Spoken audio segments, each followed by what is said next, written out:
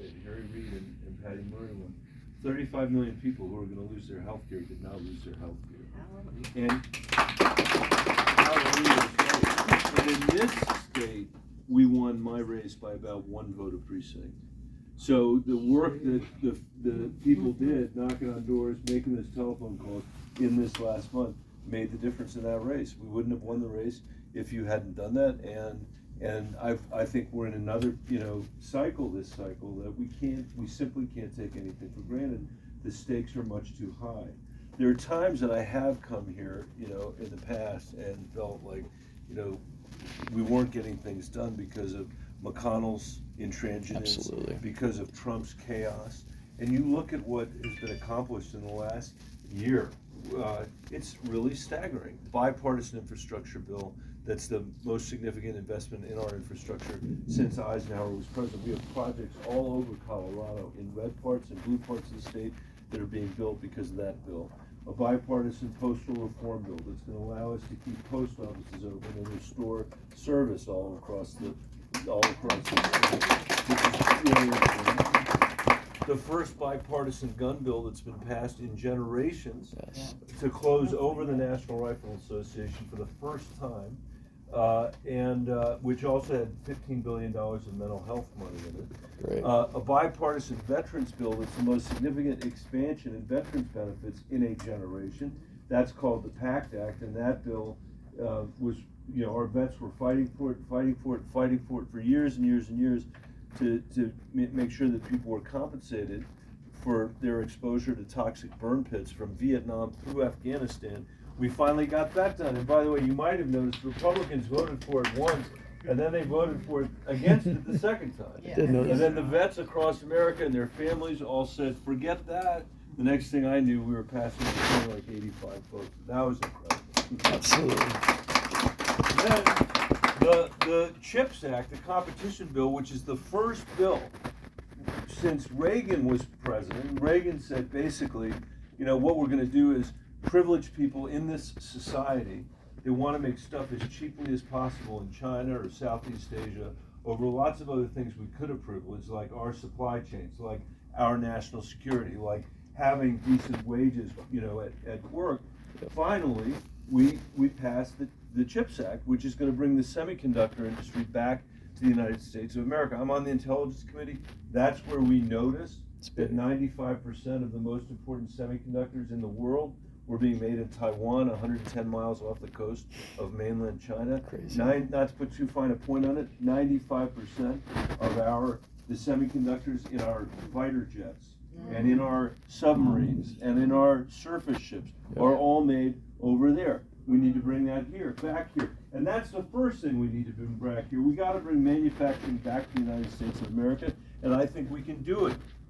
What we were telling ourselves for decades about that supply side trickle-down economics of Ronald Reagan that has made the income inequality in this country so terrible, the lack of economic mobility so terrible. I think we're turning the page on all of that. And I think this is the beginning of a new progressive era for the United States of America.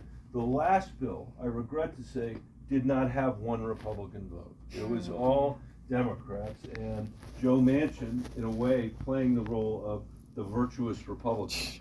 And we were able to negotiate a bill, and it is the most significant climate legislation that any government has passed on planet Earth, the Inflation Reduction Act. And because of the work that we did together to negotiate that bill as a caucus, Mitch McConnell is never going to be able to repeal it. Yes. And that means that we have a bill where the tax credits that I've worked on for so long on solar and wind and clean energy manufacturing and carbon capture, all that stuff, we have 10 years to do it. This isn't a 2-year deal. It's not a 6-month deal. It gives us enough time to make this transition. The country is in a position to lead the world's transition, and I think Colorado is in a position to lead America's transition. So I'm incredibly excited about that bill. And by the way, that bill had important health care provisions in it too. Capping drug prices for seniors, finally, at $2,000 a year for prescription drugs. Requiring Medicare to negotiate drug prices on behalf of the American people, finally, and capping insulin at $35 a month for seniors for reasons that I don't understand.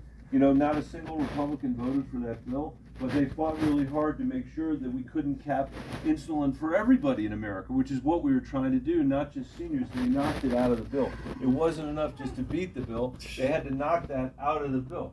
My opponent in this race says there's nothing to like in that bill that I described. There's nothing to like in that bill. So let me tell you something. We have a record to run on in this cycle, and that's really important. But the other thing that is really important is we cannot allow the Supreme Court of the United States to be the last voice on a woman's right to choose on this issue. I went to law school, and if I had read a Supreme Court opinion that read like Alito's opinion, where he says, if it wasn't a free, literally, this is what he says, right? If it wasn't a freedom in 1868, it's not a freedom today. I would have thought I was reading The Onion. Oh, no. Seriously. No kidding. Seriously. It's that far out of the mainstream of conventional American political thought. The dissent, in their opinion, you know, right, it took them 2 seconds to make, I thought, a pretty salient observation, which was there was not a single woman that was eligible to vote in 1868 when we passed the 14th Amendment. That's a fairly obvious thing to observe, but Alito missed it, and therefore he didn't have to wrestle with the consequence of what he was doing. Stripping this country of the first constitutional freedom since Reconstruction in the country's history. So you want to know what it feels like to live in a fragile democracy? That's what it feels like. And we were put here to make this country more democratic, more fair, and more free. And I mean small d democratic. Yes. And that's the work we're all here to do. Yes. That's the work you're here to do. We may not win every single race doing this, although I think we'll win a lot of races in Colorado.